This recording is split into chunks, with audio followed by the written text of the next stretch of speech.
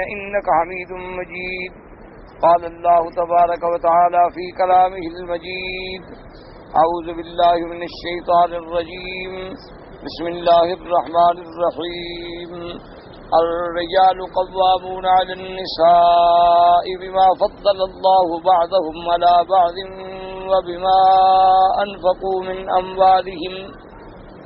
الصالحات قانتات حافظات للغيب بما حفظ الله. واللاتي تخافون نشوزهن فعظوهن واهجروهن في المضاجع واضربوهن.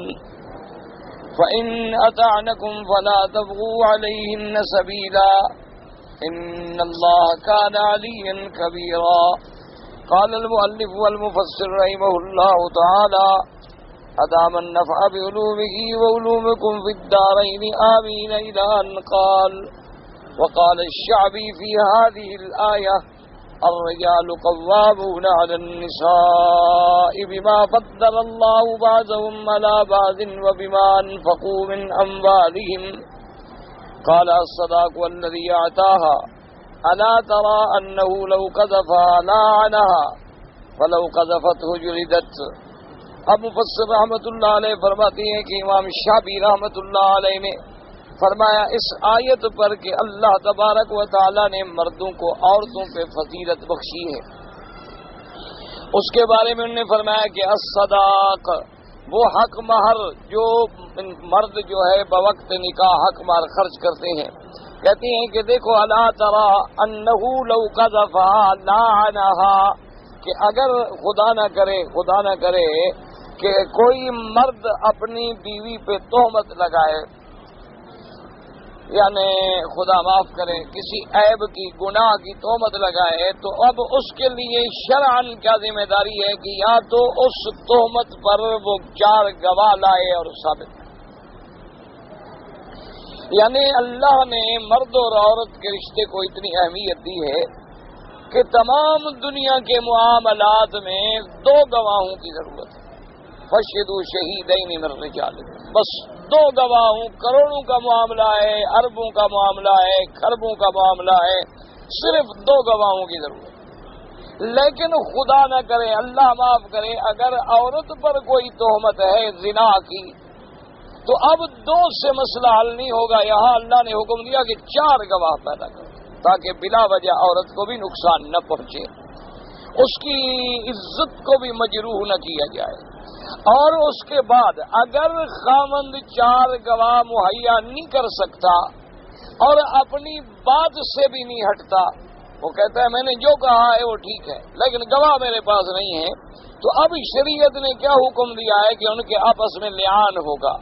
لعان کا معنی کیا ہے کہ قاضی وقت دونوں کو بلائیں گے، نصیحت کریں گے، اگر ہٹ گئے تو ہٹ گئے، ورنہ وہ 4 دفعہ کھڑے ہو کر یہ کہے گا کہ بھئی اگر میں جھوٹا ہوں تو مجھ پر اللہ کی لعنت ہے. تو یہ جب لعان ہو جائے گا تو اب عورت بھی اسی طرح کہے گی. تو اب اتنا، یعنی سب سے بڑی بات یہ ہے کہ اگر تہمت لگائیں تو مرد کے لیے تو لعان ہوگا، لیکن عورت مرد پہ تہمت لگائے، اب دیکھیں برعکس معاملے کو سمجھیں کہ بھی مرد عورتوں سے افضل ہے کہ اگر مرد نے عورت پہ تہمت لگائی تو 4 گواہ لائے، بات ختم ہو گئی. 4 گواہ نہیں ہے تو لعان ہو جائے گا بس. لیکن اگر عورت اپنے خامند پہ زنا کی تہمت لگائے، اب وہاں اسلام یہ کہتا ہے کہ 4 گواہ لائے، اور 4 گواہ نہیں لا سکتی تو جلدت، اس کو 80 کوڑا مارا جائے گا قذف کا کہ تم نے کیوں تہمت لگائی. یہ نہیں کہ وہ لعان کر کے بچ جائے، اس کو تو حد لگے گی، لیکن مرد پہ حد نہیں آئے گی، مرد کو لعان کے بعد چھوڑ دیا جائے گا.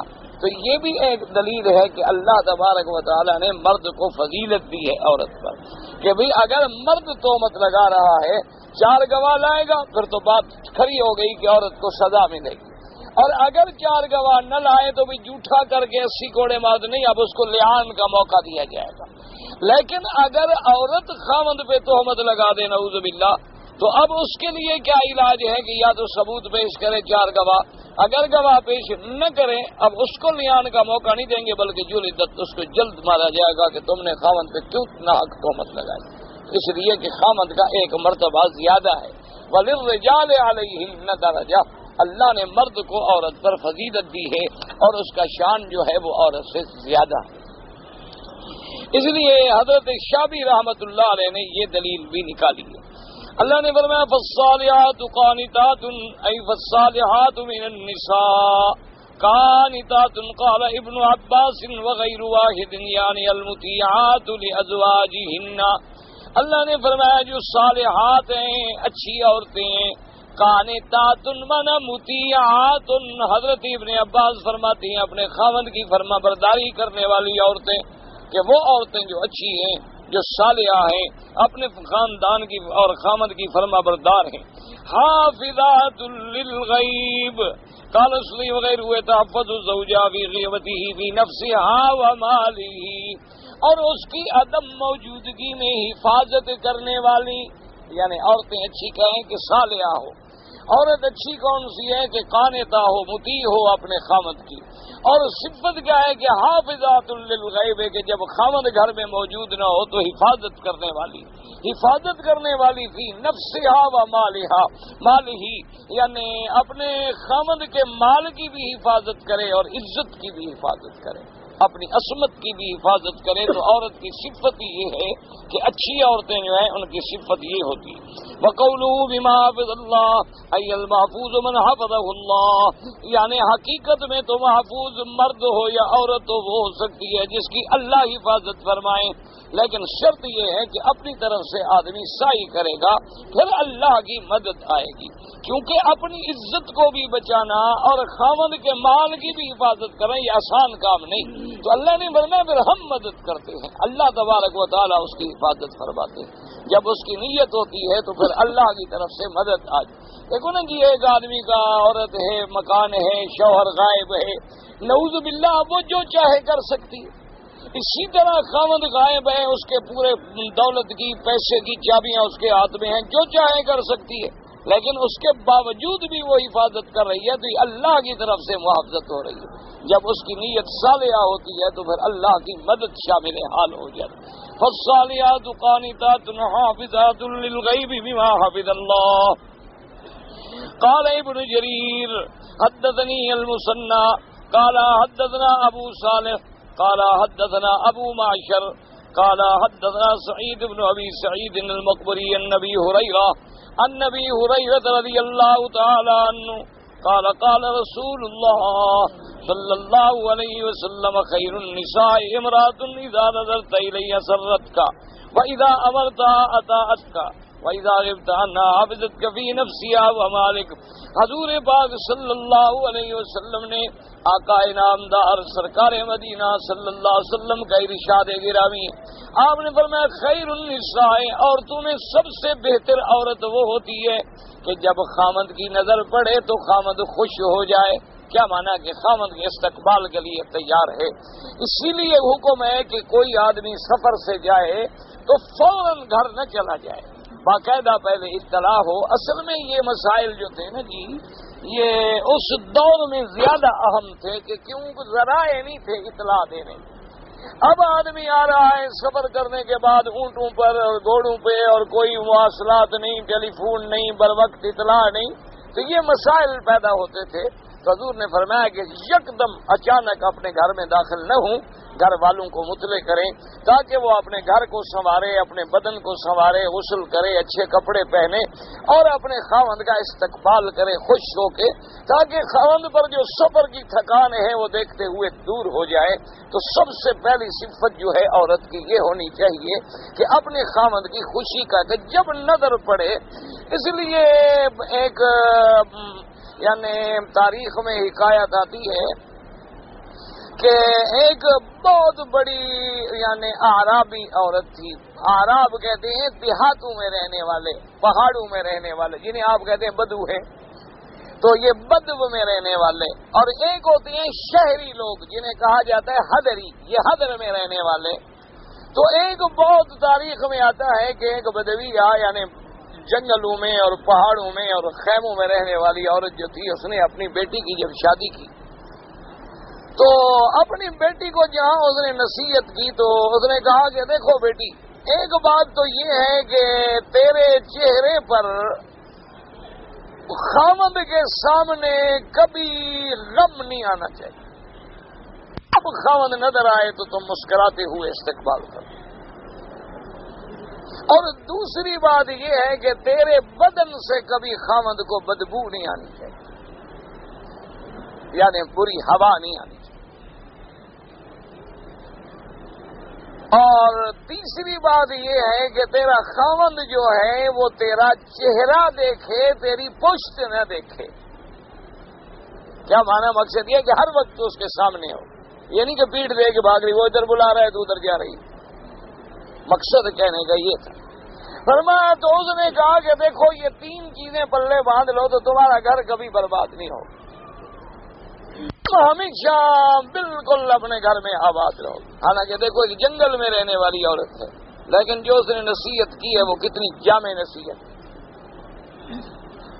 اور اسی طرح اور سب سے بڑی نصیحت تو وہ ہے کہ جو سب سے بڑے خیر خواہ سرکار مدینہ صلی اللہ علیہ وسلم نے فرمائی ہے کہ عورت کی صفت یہ ہے کہ مرد کی نظر پڑے تو وہ مرد خوش ہو جائے. یہ نہ ہو کہ مرد کی نظر پڑے تو سمجھے کہ ابھی میں نے اللہ معاف کرے کسی بلا پہ ہاتھ رکھ دیا ہے، کہ ابھی وہ تھکا مارا ماندہ آیا گھر میں داخل ہوا اور جناب وہ بلا بن کے چمٹ گئی. کیا ہو گیا؟ فلاں ہو گیا، بچے رو رہے ہیں، کھانا نہیں ہے، آٹا نہیں ہے، فلاں چیز نہیں ہے، پتہ نہیں تم کیا کرتے رہتے ہو، پتہ نہیں تمہیں سارے دن اپنے دوستوں سے فرصت نہیں ملتی، میں عذاب میں ہوں، میں جہنم میں ہوں، میں جل رہی ہوں. خاوند کا تو وہی الحمدللہ سارا قصہ ہی ختم ہو گیا نا. اس کی تو 10 سال زندگی کم ہو گئی. وہی بات آرام سے بھی تو ہو سکتی ہے نا. خاوند آئے بیٹھ جائے، چلو گھر میں کھانا نہ ہو، پانی تو اللہ دیتا ہی ہے، خاوند کو پانی پیش کرے آرام سے بیٹھ کے محبت سے کہ بھی گھر میں کوئی چیز نہیں ہے، یا آج بچوں کا فلاں مسئلہ پیدا ہوا ہے تو اگر تم حل نہیں کرو گے تو کیسے ہوگا.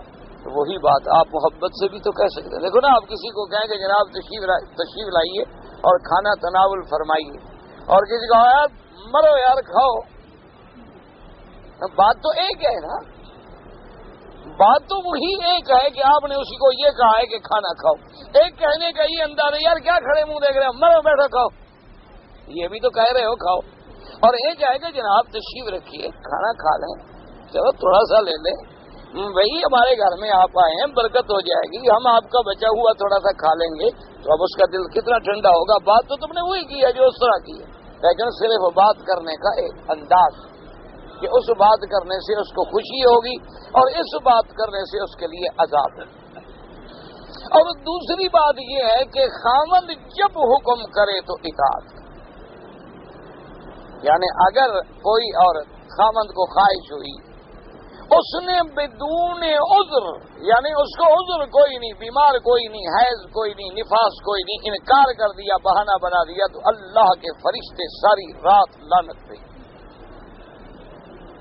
کہ بھائی جب تم نے انکار کر دیا ہے تو وہ تو مرد ہے، خواہش ہے، شہوت ہے، بھوک ہے، تو لازمی بات ہے نا کہ آپ کو اگر بھوک لگی ہوئی ہو، گھر میں کچھ نہ ملے تو آپ باہر بھاگیں گے نا، دکان سے خریدیں گے، ہوٹل سے لیں گے، کسی سے مانگیں گے. اپنا پیٹ تو آپ نے بھرنا ہے نا، کوئی آدمی بھوکا تو نہیں رہ سکتا. تو اسی طرح انسان کے لیے یہ خواہشات جو اللہ نے رکھی ہیں یہ بھی تو بھوک ہے نا اس کی. اگر اس کی بھوک گھر میں نہیں مٹے گی تو وہ حرام کی طرف دوڑے گا. تو اس لیے یہ بھی شریعت کا حکم ہے کہ جب خاوند حکم کرے، حتیٰ کہ بعض علماء نے یہ بھی لکھا ہے فقہا نے کہ ولو علی قطب جمل، کہ اگر مثال کے طور پر میاں بیوی پلان کے اوپر یعنی اونٹ کے اوپر کسی کچاوے کے اندر سفر کر رہے ہیں اور وہی خاوند نے حکم کیا ہے تو انکار نہ کرے. اور اسی طرح فقہا نے لکھا ہے احادیث کی روشنی میں کہ اگر عورت تنور پہ کھڑی روٹیاں لگا رہی ہے اور خاوند کی خواہش ہوگی، بلا انہوں نے کہا چھوڑ دو روٹیاں لگانا، چھوڑ دو تنور، لیکن پہلے خاوند کی بات مانو. یہاں روٹی جل جائے تو ٹھیک ہے لیکن تمہارا خاوند گناہ کر کے جہنم میں نہ جلے. تم خاوند کو جہنم کی آگ سے بچاؤ. ایک روٹی جل گئی تو کیا ہو گیا ہے، تھوڑی دیر کے بعد پھر پک جائیں گی، کوئی آسانی، کوئی ایسی بات نہیں، آدھا گھنٹہ لیٹ ہو جائے گی. لیکن اگر تم نے اس کی خواہش کو پورا نہ کیا، وہ جس بات میں آگے باہر نکل گیا اور اس نے منہ کالا کیا تو وہ تو جہنم میں جل گیا. اور آج یہی وہ سبب ہیں، یاد رکھو، ہمارے گھروں میں بربادیوں کے سبب یہی ہے کہ تھوڑی تھوڑی سی بات پہ عورت جو ہے اکڑ جائے گی، بس خاوند بھی اکڑ جائے گا، عورت بھی اکڑ جائے گی. تو آخر مرد کے تقاضے ہیں، ضروریات ہیں، تو وہ کہاں سے پوری کرے؟ اچھا، عورت اگر دوسری شادی کر لے تو پہلی بیوی تو یہ سمجھتی ہے نا کہ گویا آپ میرا بھائی ہے، وہ قریب ہی نہیں آئے گی. اور دوسری بیوی بھی یہ سمجھتی ہے کہ پہلی کو چلو میں کاٹ دوں. نتیجہ یہ نکلتا ہے کہ ہمیشہ کے لیے جدائیاں بن جائیں. ورنہ بھی تم بیوی ہو، اس نے شادی کی ہے، اسلام نے اجازت دی ہے، تم اس کے حقوق ادا کرتے رہو. تم اس کی شادی دوسری کرنے کے بعد اور زیادہ فرما برداری کا مظاہرہ کرو تاکہ تم سے تعلق نہ ٹوٹے، تمہارے ساتھ تعلق جڑا رہے. یہ نہیں کہ اور نفرتوں کی دیوار پیدا ہو جائے اور درمیان میں خلیج کھڑی ہو جائے. تو اس لیے یہ شرط ہے. اور ایک حدیث ہے میرے پاک رسول پاک کی صلی اللہ علیہ وسلم کی، فرمایا کہ جو عورت اچھے کپڑے پہن کے غسل کر کے سنگار کر کے اپنے خاوند کی انتظار میں بیٹھی ہے کہ میرا خاوند آئے تو میں اس کو بڑی اچھی لگوں تاکہ کسی دوسری طرف اس کی نظر نہ جائے، فرمایا اس عورت کو اللہ اتنا بڑا ثواب دیتی ہے جیسے مجاہد سرحد پہ گھوڑا باندھ کے کھڑا ہو، کہ جیسے وہ مجاہد پہرا دے رہا ہے سرحد پہ کہ کوئی دشمن حملہ نہ کر دے، یہ بھی تو اپنے خاوند پہ پہرا دے رہی ہے نا، میرا خاوند گناہوں میں مبتلا نہ ہو جائے. کیونکہ جب اس کو اپنے گھر میں خوشی ملے گی، راحت ملے گی، فرما برداری ملے گی. باقی ہے بھائی جمال یا کمال یا خوبصورتی یا بدصورتی، وہ تو اللہ نے بنایا ہے نا. کوئی خوبصورت ہوگی، کوئی بیچاری خوبصورت نہیں ہوگی. اصل خوبصورتی جو ہے وہ سیرت ہے، اصل حسن جو ہے وہ حیا ہے، اصل حسن جو ہے وہ فرما برداری ہے. ایک عورت بے انتہا خوبصورت ہو لیکن تیرا کہنا نہ مانے، ایسی بیوی کا تم کیا کرو گے؟ اس کی خوبصورتی تو تیرے لیے وبال بن گیا نا، تیرے لیے عذاب بن گیا کہ خوبصورت ہے لیکن تیرا کہنا نہیں مانتی. تو ایسی خوبصورتی کا کیا کرو؟ لیکن ایک عورت ہے درمیانی صورت ہے، بس ٹھیک ہے گزر ہے لیکن تیری فرما بردار ہے، تو سبحان اللہ، تو تیرا گھر تو جنت ہے. تو گناہوں سے بچا ہوا ہے، گناہوں سے محفوظ ہے. باہر جا رہا ہے تو تم مطمئن ہے کہ الحمدللہ کچھ ہو جائے میری عزت محفوظ ہے، میری عورت مر جائے گی لیکن زنا نہیں کرے گی، میری بیوی پہ خدا نہ کرے کوئی مشکل وقت آ جائے قتل ہو جائے گی لیکن عزت کا سودا نہیں کرے گی. تو تمہارا ذہن مطمئن ہے، باہر پھر رہے ہو خوشی سے، تمہارے دل میں ذرا سا بھی برا خیال نہیں ہے. اسی طرح تجھے پتا ہے میں نے گھر میں 2000 4000 10,000 20,000 رکھا ہے، بھائی میرے گھر میں جو پڑا ہے محفوظ ہے، میری بیوی نجائز خرچ نہیں کرے. ضرورت ہوگی ٹھیک ہے، جائز بات ہے، اگر بچے ہیں، خرچ ہے، کوئی چیز کی ضرورت ہے، بیماری ہے، دکھ ہے، سکھ ہے، لیکن نجائز خرچ نہیں ہوگا تو مطمئن ہو. اور اگر آدمی گھر سے نکلے نہ عزت پر اطمینان ہو نہ اپنے مال پر اطمینان ہو، ایمان سے کہیں وہ کتنا، وہ تو کوئی انگاروں پہ چل رہا ہے نا. گھر سے جائے کہ یار آج پیسے بھول گئے، چابی بھی میں بھول گیا، بس آج گئے، پھر تو نہیں بچتے. اور یہ خیال ہو کہ بھئی میں تو باہر جا رہا ہوں لیکن بس یہ ہے کہ بھئی میری عورت جو ہے وہ اللہ معاف کرے بس میرے جانے کی دیر ہے اور وہ بھی نکل جائے گی باہر، خاوند اس دروازے سے تو بیوی اس دروازے سے. یہ بیویاں نہیں ہوتی، دراصل یہ اللہ کا عذاب ہوتی ہیں اور ہمارے گناہوں کی وجہ سے ہمارے اوپر مسلط ہو جاتی ہیں. ہم نے کوئی گناہ کیا ہوتا ہے، کبھی والدین کی نافرمانی کی، اللہ نے ایک ایسی عورت سر پہ مسلط کر گئی کہ سارے بدلے اس نے لے لیے کہ تم نے ماں باپ کی عزت نہیں کی تھی، ایک عورت نے تمہیں ذلیل کر دی. تم نے کبھی کسی یتیم کا، غریب کا، مسکین کا، بیوہ کا حق مارا تھا، اللہ گھر میں ایک عورت مسلط کر دیتا ہے، گھر میں ایک عذاب مسلط کر دیتا ہے کہ تم بناتے رہو وہ لٹاتے، تم ادھر سے جمع کرتے رہو شام کو کچھ بھی نہیں، جب بھی پوچھو کیا ہے کچھ نہیں. وہ بھی پیسے کل دیے تھے، اس نے کہا کیا ہے، خرچ نہیں ہو رہا، اندھے ہو. یہ جواب دے جب بیوی تو پھر خاوند کیا کرے گا؟ نتیجہ اس کا کیا نکلتا ہے کہ خاوند بھی چڑچڑا ہو جاتا ہے. وہ بھی ہر 2 گھنٹے کے بعد جب وہ بات کرے گی تو وہ بھی کہے گا اچھا بکواس مت کرو، بھونکو نہیں. بس بات بن گئی، دونوں طرف سے لڑائی شروع ہو گئی، کام تو بن گیا نا. کیونکہ انسان ہے، آخر آدمی ہے. دیکھیں نا جی ایک استاد ہے، وہ لوگ تو خیر اب دنیا سے چلے گئے نا جی، کہ والدین، استاد، بزرگ جو بھی کہتے تھے مجال ہے کہ چہرے پہ شکن نہ جائے. اپنے استاد تھے، فوت ہو گئے، ابھی اسی سال فوت ہوئے ہیں. اللہ ان کی قبر پہ رحمت فرمائے. ان کو پتہ نہیں وہ میرے والد صاحب رحمت اللہ علیہ کے شاگرد تھے. میرے تو استاد تھے، میرے والد صاحب کے شاگرد تھے. والد صاحب رحمت اللہ علیہ کی طبیعت جو ہے وہ بڑا طبیعت ان کے جلال بڑا تھا، چونکہ اصل میں وہ تھے تو بلوچ آدمی قسمت سے مولوی بن گئے. اصل میں تو وہ سردار کرانے کے آدمی تھے، وہ دماغ میں وہ تھا نا، وہ اثر تو ہوتا ہے نا. اللہ نے مولوی بنا دیا. اب لاکھ بلوچ مولوی بن جائے تو اثر تو رہتا ہے. وہ اپنے قبیلے کا، قوم کا، خون کا، دودھ کا اتنی اثر جلدی جلدی مٹ تو نہیں جاتا. تو ان میں بڑا جلال تھا. تو وہ میرے استاد جو تھے نا جی، وہ کوئی ایسی بات کہتے کہ والد صاحب کو غصہ آ جائے. آمدن یعنی وہ آمدن کرتے، اللہ معاف کرے، کوئی نہ کوئی ایسی بات کہتے کہ بھئی حضرت ناراض ہو جائیں. بس والد صاحب کیوں ناراض ہوتے تو بس جناب اس کے تو پھر مٹی پلیت کر دیتے. تو پھر ہم علیحدگی میں کہتے ہیں، ہم کہتے ہیں حضرت مہربانی کریں، آپ بھی تو عالم ہیں، فارغ التحصیل ہیں، پھر استاد ہیں اسی مدرسے میں. کسی زمانے میں شاگرد ہوں گے نا، اس دور میں تو استاد تھے وہ. تو آپ یہ روزانہ ایسی بات کیوں کرتے ہیں؟ میں نے کہا مکی صاحب بات یہ ہے، جب تک استاد مجھے گالیاں نہ دینا میرا مزہ نہیں آتا، میرا دن اچھی طرح گزرتا نہیں خوشی سے. جب استاد بگڑتے ہیں، ناراض ہوتے ہیں، ہم صبر کرتے ہیں، مزہ آتا. تو ہمیں تو خوشی ہوتی ہے کہ چلو آج استاد نے ہمیں ڈانٹا ہے. آج اگر وہ نہیں ڈانٹتے تو ہم پھر شرارت کرتے ہیں کہ کسی طرح تو ڈانٹے. ہمیں یاد ہے رمضان مبارک ہوتا ہے نا، تو وہ مؤذن جا کے کھڑے ہوتے، سپیکر ہوتے نہیں تھے، تو ہمارے استاد کہتے ہیں بھائی جلدی اذان دو، میں پانی پی رہا ہوں. اب والد صاحب ناراض ہو جاتے. سارا دن روزہ رکھا ہے، مولوی ہو کے روزہ خراب کرے، ابھی سورج کا روپ نہیں ہوا. حالانکہ وہ پی نہیں رہے ہوتے تھے، نہ پیتے تھے، صرف والد صاحب کو ناراض کر رہے. تو اس لیے وہ لوگ تو بھائی چلے گئے. اب تو وہ دور ختم ہو گیا. اب تو جو آدمی پڑھتا ہے وہی شام کو آپ کا گلہ کرتا ہے، وہی آپ کی غیبت کرتا ہے، وہی آپ کے خلاف کہانیاں بناتا ہے، وہی آپ کے بارے میں قصے سناتا ہے. انا للہ و انا الیہ راجعون. اسی لیے نتیجہ یہ نکلا ہے کہ علم ختم ہوتا جا رہا ہے. نتیجہ یہ نکلا ادب ختم ہوتا جا رہا ہے. اب تو ایک رسم میں دنیا داری ہے، بس ہم بیٹھ گئے پڑھا لیا، تم بیٹھ گئے پڑھ لیا، اور خدا جانے 20 سال بعد 50 سال بعد یہ بھی ہوگا کہ نہیں ہوگا. یہ تھوڑا بہت جو ہم ایک رونق لگائے ہوئے ہیں، خدا جانے آنے والے دور میں کیا ہوگا. اللہ عالم.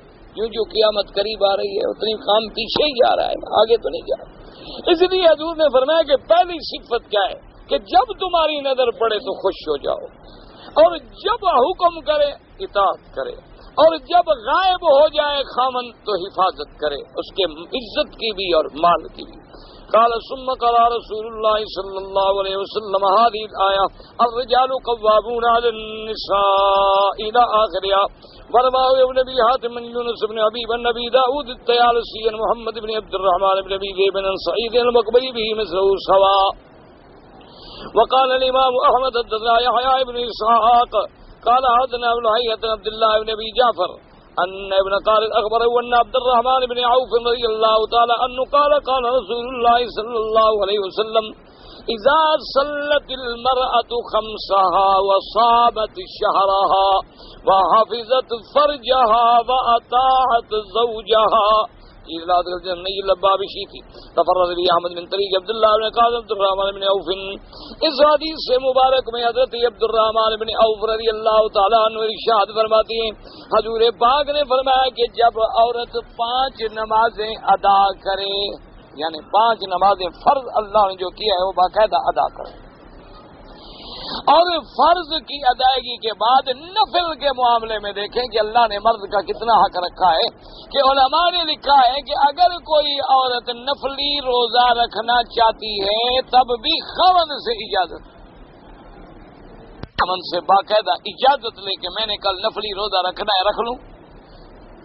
تو خاوند اگر کہے تو رکھ لے، ورنہ نہ رکھے. کیوں ہو سکتا ہے خاوند کی خواہش ہو جائے، وہ کہے مجھے روزہ ہے.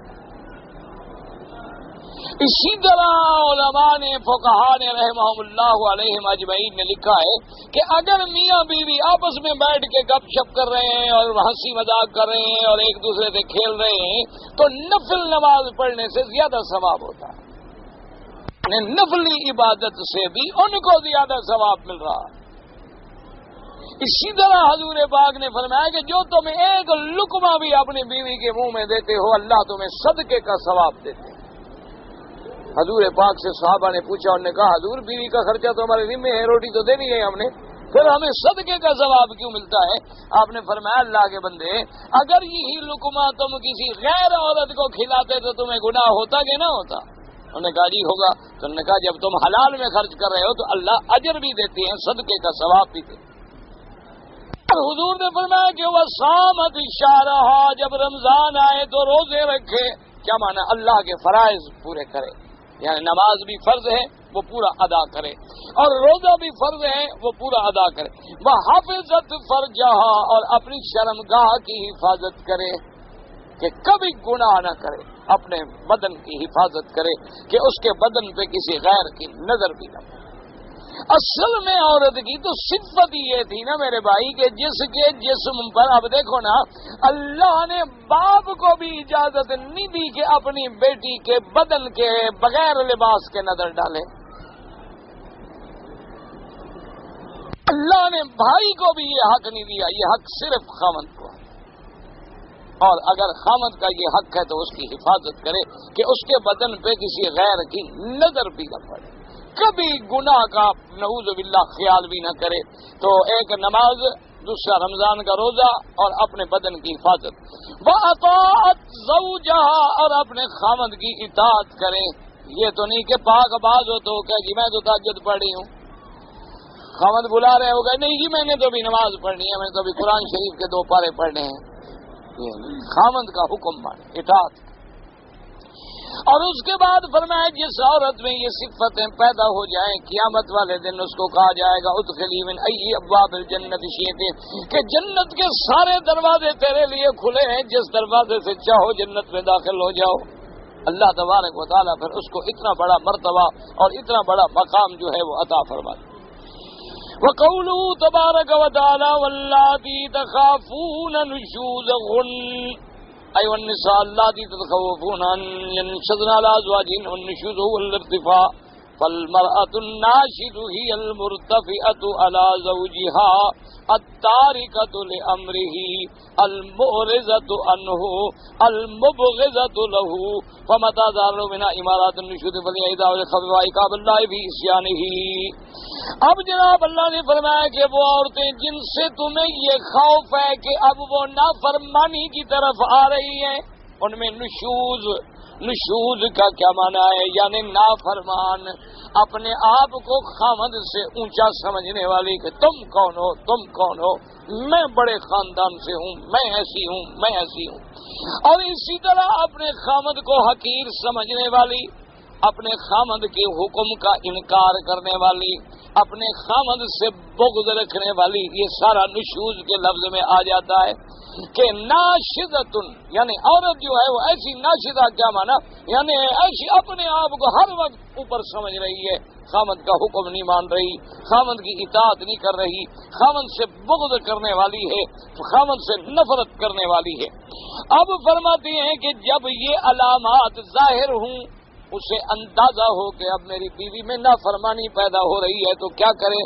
اللہ نے 3 حکم دیے ہیں. پہلا حکم کیا؟ فَلْيَا إِذْهَا، جیسے قرآن میں آپ نے پڑھا فَإِذُوهُنَّ، پہلے ان کو واضح و نصیحت کرو، ان کو خوف دلاؤ کہ تم اللہ کے عذاب سے ڈرو، اللہ کے عقاب سے ڈرو، اللہ کی نافرمانی نہ کرو.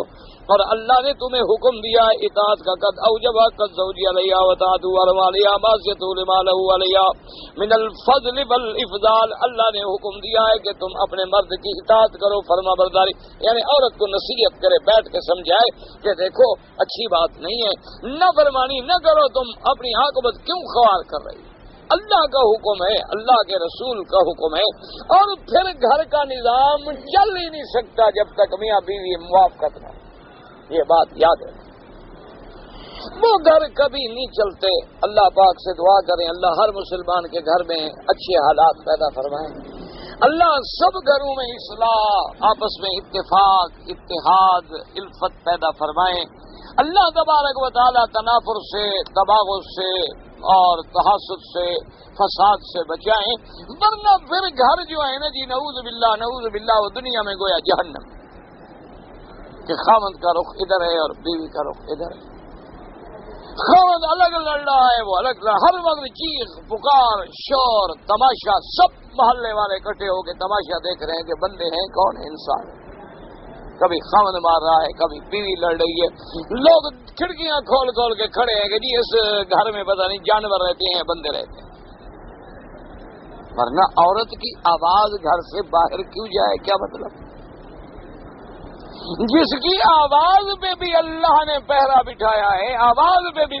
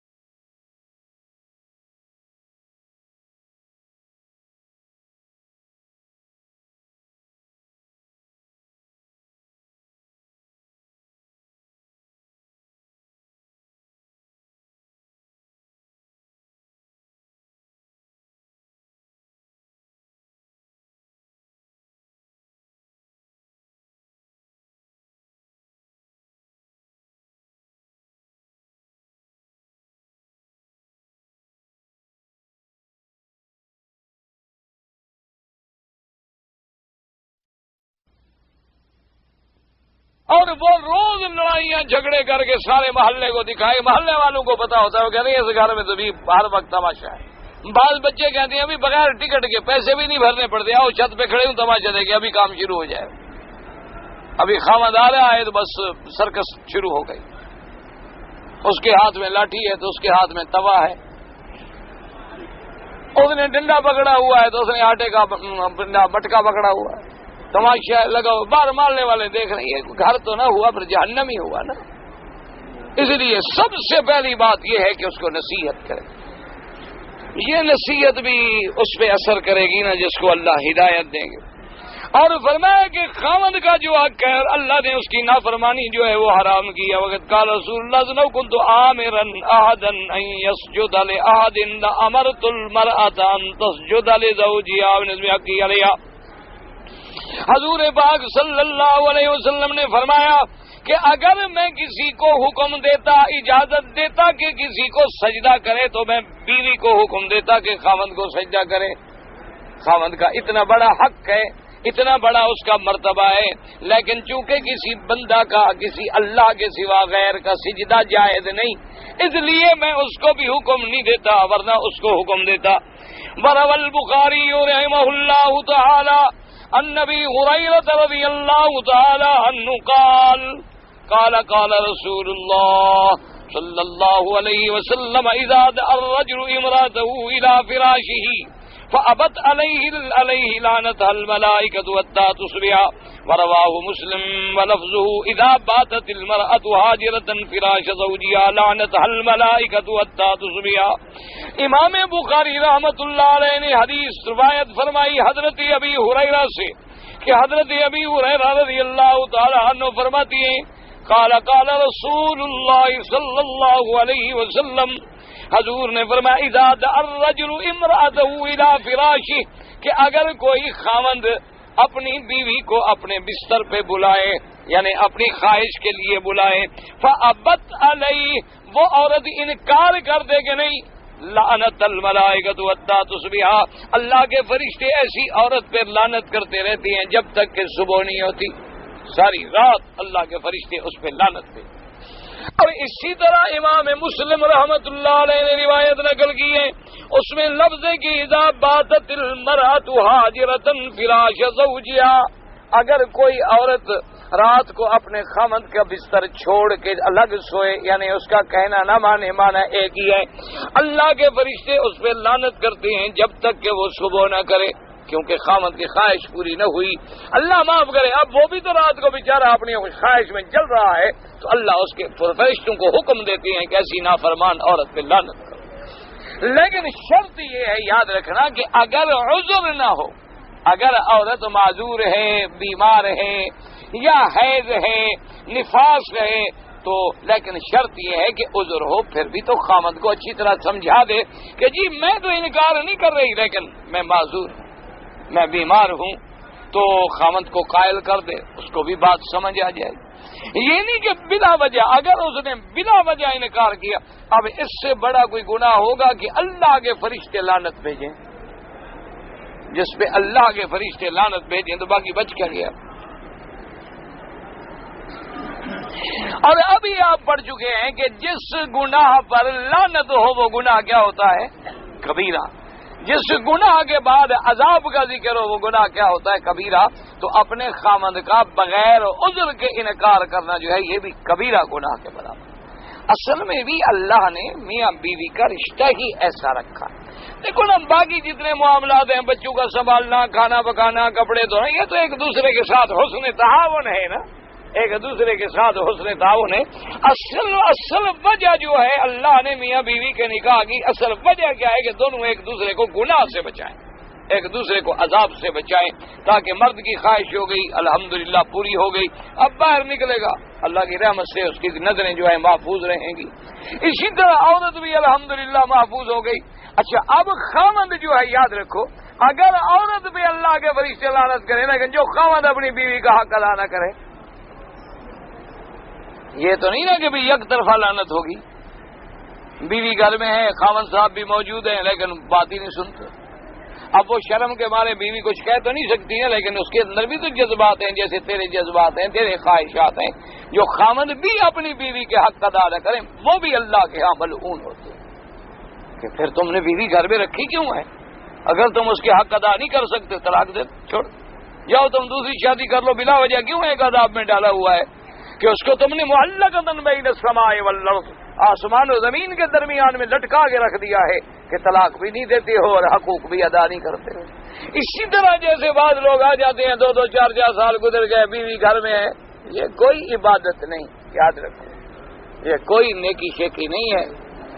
یہ سمجھو کہ ہم مکہ شریف میں بڑا ثواب حاصل کریں، کوئی ثواب نہیں ہوتا۔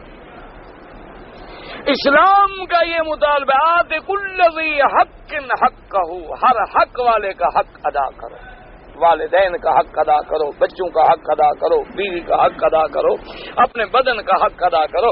یہ مانا نہیں جی اللہ کے کعبے میں جی بس جی اب تو ہم حضرت بس سب کچھ چھوڑ کے بس خدا کے دروازے پہ بیٹھ گئے، ماشاء تمہیں ایئر کنڈیشن نہ ملے، فریج کا پانی نہ ملے، چڑھنے کے لیے گاڑی نہ ملے، روٹی ملے تمہیں شام کو سوکھی میں دیکھوں کتنے دن کعبے کے لیے رہتے ہو۔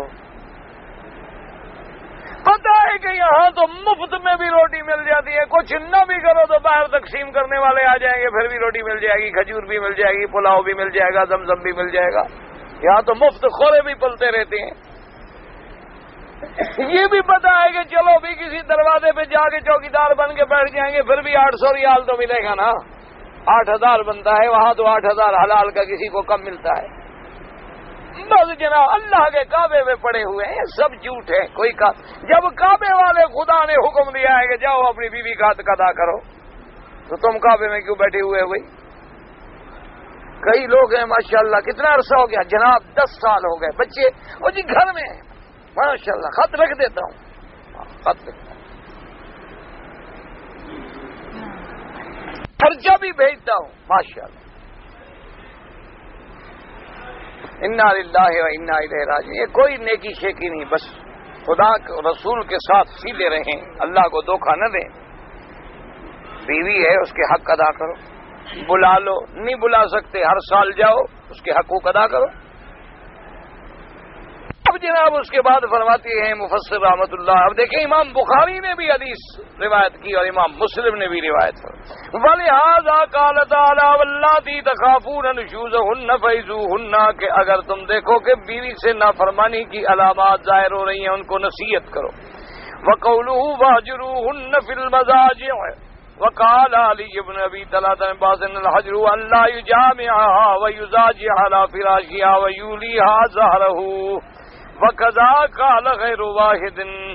اب اللہ نے حکم فرمایا کہ اگر تیری نصیحت پر بھی وہ سیدھی نہ ہو، تیری نصیحت کا اثر نہ ہو تو اب کیا کرو؟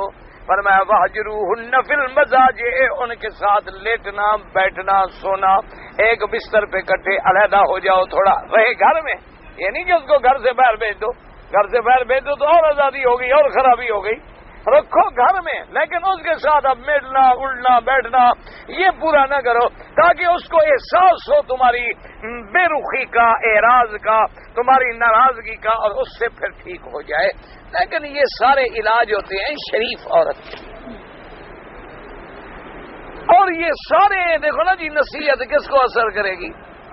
جس عورت نے سارا دن سونا ہے، 12 بجے نیند سے اٹھنا ہے، فجر کی نماز ختم، اور ظہر کی نماز اس کی گزر جائے گی حمام میں، ظہر کی نماز بھی ختم، اس کے بعد جناب بیٹھ جائے گی فلم پہ، بیٹھی ہے پھر رات کے 2 بجے تک، اس کو تمہاری نصیحت کیا اثر کرے گی جی؟ لاکھ مولوی مکی کی تقریر سناؤ، کیا کرے گی؟ اس نے روزانہ 8 گھنٹے فلم دیکھنی ہے، میری تقریر کیا کرے گی؟ لاکھ تقریریں سناؤ۔ گھر میں جو تم نے استاد لا کے رکھ دیا ہے، جو سارے کام اس کو سکھلا رہا ہے، ماشاءاللہ، عشق سکھلا رہا ہے، بے حیائی سکھلا رہا ہے، اسمگلنگ سکھلا رہا ہے، چوری سکھلا رہا ہے، ڈاکہ سکھلا رہا ہے، قتل سکھلا رہا ہے، دوست کو جانا ہے ملنے کے لیے تو کیسے کیسے فون کرنے ہیں، کیسے بات کرنی ہے، کیسے کھڑکیوں سے اترنا ہے، سیڑھی نہ ہو تو رسیاں کیسے باندھنی ہیں، وہ سب کچھ تو دے رہا ہے استاد، تم نے دے دیا۔ مولوی مکی کیا کرے؟ مولوی مکی کی تو یہ نہیں مانتے جو حرم میں بیٹھے ہیں، ماشاءاللہ۔ تجربہ کرو، چلو ان کے ساتھ قریب بیٹھ کے دیکھ لو، تجربہ کرنا ہو تو تھوڑا سا کسی پر ایسے ذرا پاؤں رکھ دو، دیکھو ابھی دیکھ لو کہ جتنا انہوں نے قرآن پڑھا ہے اثر ہے یا ختم، ابھی تجربہ کر لو۔ تو اگر اتنے عرصے پڑھانے کا ان پہ اثر نہیں ہوا، جو سامنے قرآن کھول کے بیٹھے ہوئے ہیں اور عمر کے اس حصے میں پہنچ گئے ہیں جب آدمی کے غصے ختم ہو جاتے ہیں، ان کے بڑھ رہے ہیں ماشاءاللہ، پیدا ہو رہے ہیں، اللہ تبارک و تعالی معاف کر۔ معلوم ہوتا ہے کہ سارا دن یہ سبز مرچیں کھاتے رہتے، آگ پہ بیٹھے ہوئے، ہاتھ لگانے کی دیر ہے کرنٹ لگ جائے گا، آپ تجربہ کر کے دیکھیں۔ تو پھر وہاں گھر میں میری تقریر کیا کرے گی جی؟ وہ 12 گھنٹے والا استاد جو آگے بیٹھا ہوا ہے، نہ ایمان سے کہیں فلموں میں کیا سکھلاتے ہیں بھائی؟ اللہ کے کعبے میں بیٹھے ہو، شرم کی بات نہیں، یہ ایک سیدھی سادی بات ہے۔ آپ جو دیکھو، چلو لیلا مجنو کی فلم جو دیکھو تو کیا خیال ہے؟ حضرت صدیق سے محبت ہوگی؟ پیری فرحات دیکھو گے یا سسی پنو دیکھو گے یا کوئی اور دیکھو گے، اس میں کیا ہوگا؟ یہی مرد عورت کی محبت، قصے، لڑائیاں، جدائیاں، قربانیاں، عشق و محبت میں سرشاریاں، کسی کا سر پھٹ گیا، کوئی گھر سے نکل گئی، یہی سیکھو گے نا۔ تو تیری بیوی بیٹی جو دیکھ رہی ہے وہ کیا سیکھ رہی ہے؟ ابھی تو دل میں یہی کہے گی نا، اچھا میں بھی کوئی مجنو ملے تو لیلا بنوں۔ فکر نہ کرو، تم گھر میں خود جو آپ نے استاد رکھ دیا ہے نا، اور کسی چیز کی برباد کرنے کی کوئی ضرورت نہیں، یہی ایک بربادی کے لیے کافی۔ میں نے مثلاً آپ اندازہ فرمائے کہ اب 50 کے قریب عمر ہو گئی اور تقریباً یعنی 20-25 سال تو پڑھانے میں گزر گئے۔ یقین کریں آج سے 5 سال پہلے تک ہم سے کسی نے مسئلہ نہیں پوچھا کہ اگر مرد جو ہے بیوی کا دودھ پی لے تو کیا ہوگا۔ 5 سال پہلے تک یہ مسئلہ ہم سے کسی نے نہیں پوچھا۔ یہ پچھلے 5 سال میں کوئی کئی لوگوں نے پوچھا ہے کہ جی اگر میں ایک خاوند اپنی بیوی کے پستان چوس رہا تھا اور دودھ اندر چلا گیا اور فلاں ہو گیا تو کیا ہوگا؟ کیوں؟ یہ کہاں سے سیکھا ہے اس نے؟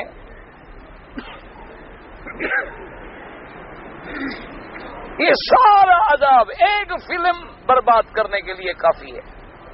اب تو آپ آگے جا رہے ہیں، اب تو انٹرنیٹ ورک کا زمانہ آ رہا ہے، اب تو وہ دور آ گیا ہے کہ ایک بٹن پہ 90 ملکوں کی بے حیائی آپ کے سامنے ہے۔ اب تو دنیا اور آگے جا رہی ہے۔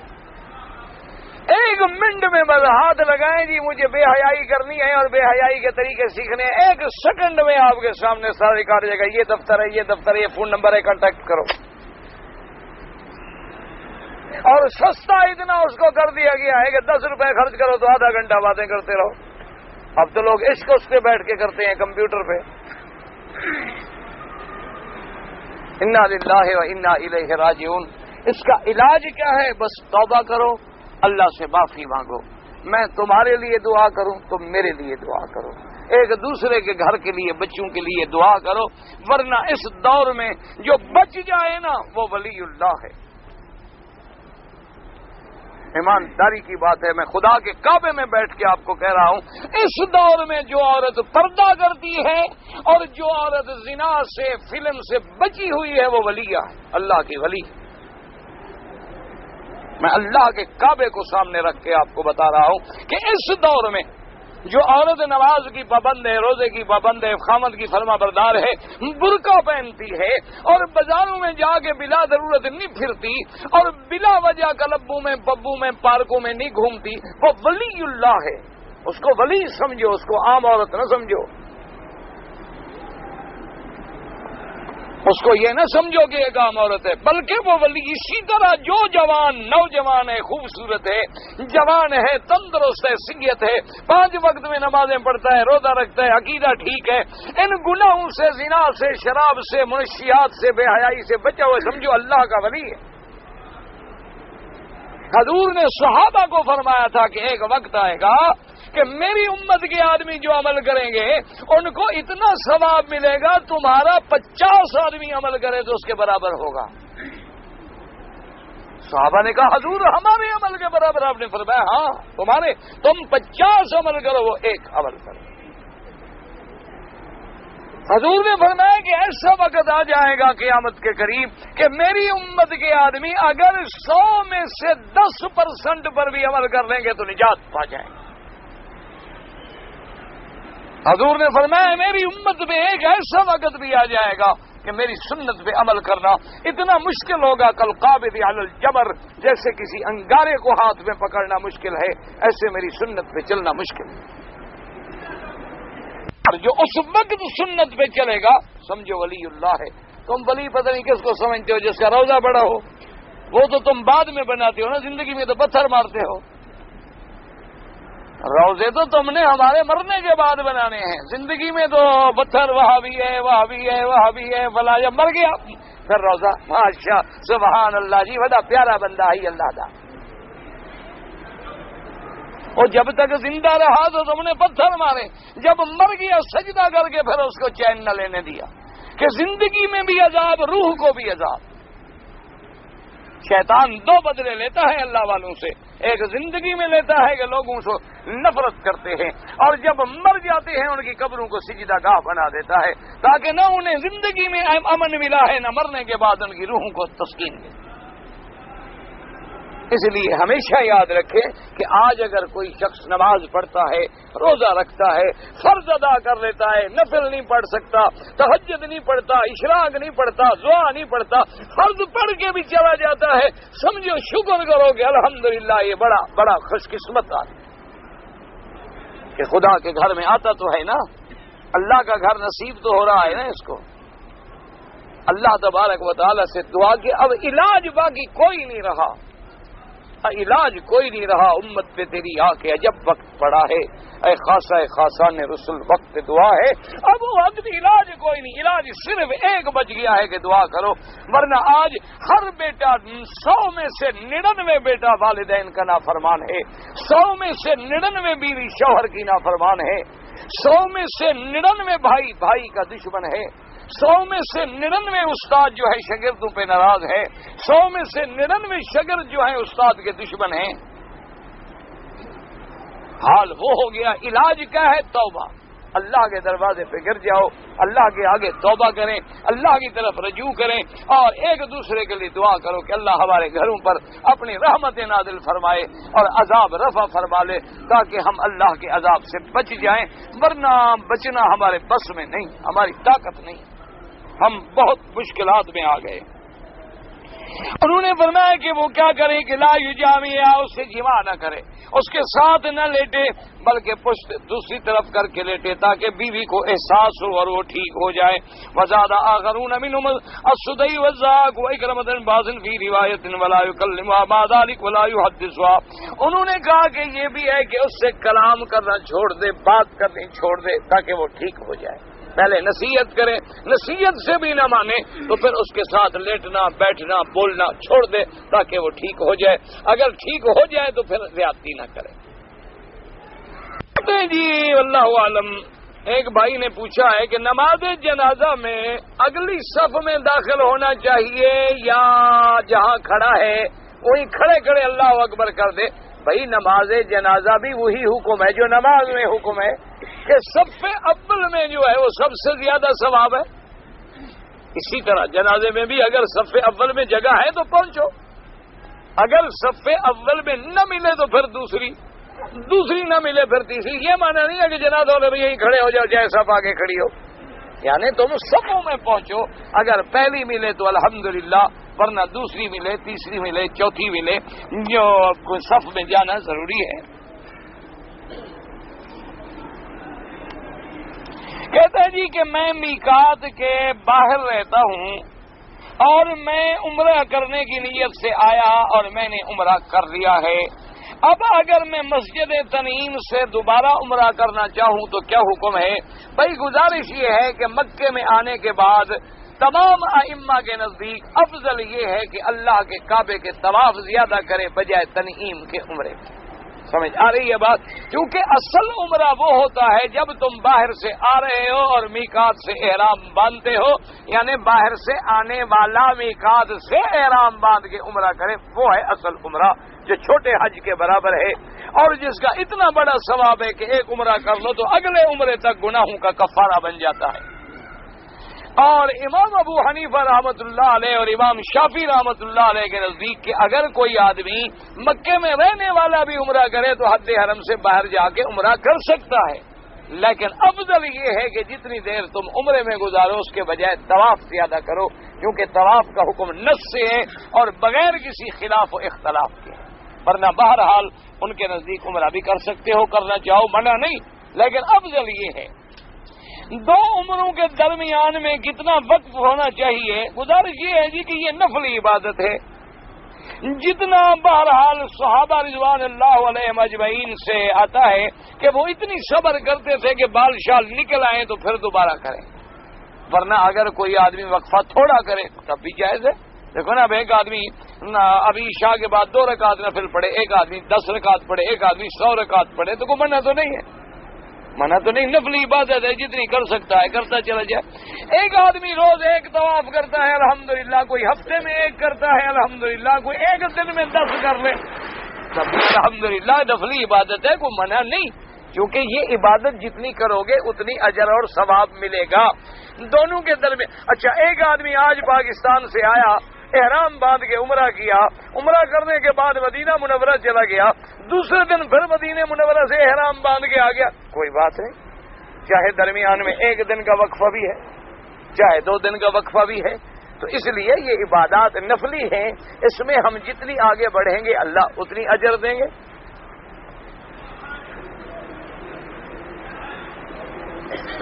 کہتے ہیں جی کہ قیامت کے روز جو ہے بیٹا جو ہے اس کو باپ کے نام سے پکاریں گے یا ماں کے نام سے پکاریں گے؟ سب سے پہلی بات تو یہ ہے کہ آپ کو اس میں شک کیا ہے، تکلیف کیا ہے کسی سے بھی پکاریں؟ ویسے مسئلہ شریعت کا یہ لوگوں نے اصل میں ایک مسئلہ گھڑا ہوا ہے کہ دنیا میں تو ہمیں پکارا جاتا ہے باپ کے نام سے، اور قیامت میں ہمیں پکاریں گے ماں کے نام سے تاکہ کوئی حرامی ہو تو پردہ پڑ جائے۔ لوگوں نے ایک مسئلہ خود گھڑا ہوا ہے، اس کا قرآن حدیث سے کوئی تعلق نہیں۔ کیونکہ لوگ جو ہے نا کہ سارا دن جو فارغ رہے تو آخر کچھ مسئلے بھی گھڑتے ہیں. بعض لوگوں کی ذمہ داری یہ ہوتی ہے کہ فارغ جو بیٹھے ہیں تو چلو کچھ گھڑ دو اور اس کو پھیلا دو، کہیں نہ کہیں تو وہ مسئلہ پہنچ جائے گا، پھر وہ کہے گا بات چل نکلے گی. یاد رکھیں اللہ کے قرآن کا حکم ہے کہ ادعوہم لآبائہم، کہ ان کو باپ کے نام سے پکارو.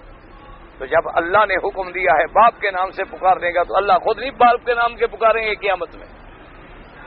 الا عیسیٰ علیہ السلام، صرف عیسیٰ علیہ السلام ہیں جن کو اپنی ماں کے نام کے ساتھ پکارا جائے گا. ان کو اب دنیا میں بھی تو عیسیٰ ابن مریم کہتے ہیں نا، چونکہ ان کا باپ تو ہے نہیں، اس لیے ان کی نسبت جو ہے ماں کی طرف کی جائے گی. ورنہ ہر بندے کو اس کے باپ کے نام کے ساتھ پکارا جائے گا، اس کو کسی اور نام کے ساتھ نہیں پکارا جائے گا. یہ جو لوگوں نے بنایا ہے کہ دنیا میں تو باپ کے نام سے پکاریں گے اور مرنے کے بعد آخرت میں ماں کے نام سے، یہ گھڑنتو ہے، گھڑا ہوا ہے، مسئلہ کوئی نہیں.